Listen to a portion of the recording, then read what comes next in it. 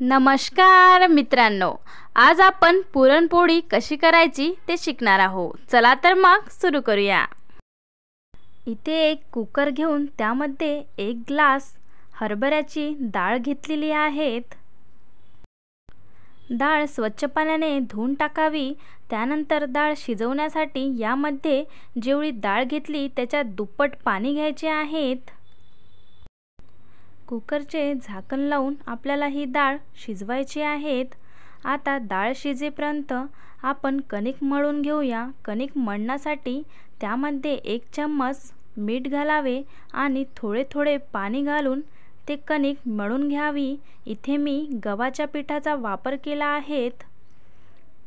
या पद्धतीने आपल्याला कणिक मळून घ्यायची आहेत।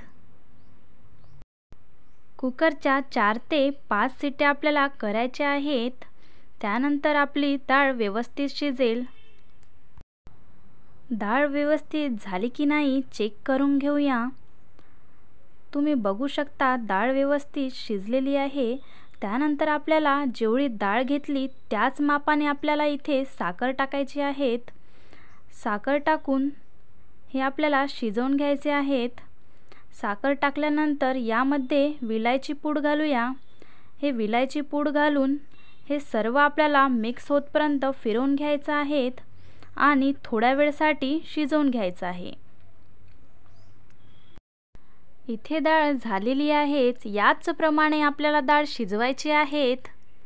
पुरण बारीक करण्यासाठी आपल्याला एक असा प्रकारचा एक बाउल घ्यायचा आहे आणि एक चाळणी घ्यायची आहे। तुमच्याकडे पुरण यंत्र असणार तर तुम्ही ते सुद्धा घेऊ शकता।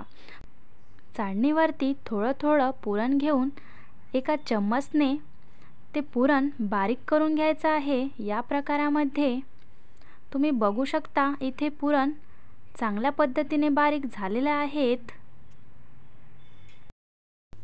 सर्वात आधी एक गोळा करून घ्यायचा आहे आणि त्या गोळ्याची पाती लाटून घ्यायची आहे आणि पातीमध्ये पुरणाचा गोळा घेऊन पुरणाच्या गोळ्याला पातीने पूर्णपणे कव्हर करून घ्यायचे आहेत आणि पोळी लाटून घ्यायची आहेत। मी ज्या प्रकारे करत आहे त्याच प्रकारे तुम्हाला सुद्धा करायचे आहेत। एक तवा घेऊन त्यावरती 1 चम्मच तूप टाकावे। तुम्ही तेल सुद्धा टाकू शकता। त्यानंतर आपण लाटलेली पोळी टाकावी आणि ते पोळी एका साइडनं चांगली शिजवून घ्यावी आणि त्यानंतर पलटून दुसऱ्या साइडनं सुद्धा आपल्याला पोळी शिजवून घ्यायची आहे। इथे थोडे तूप टाकावे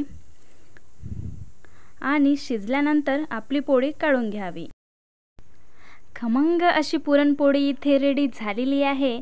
चला तर मग ही पुरणपोळी घरी एकदा तरी नक्की ट्राय करा। चॅनलला सबस्क्राइब करा। भेटूया पुढच्या व्हिडिओमध्ये नवीन रेसिपी घेऊन। थँक्यू।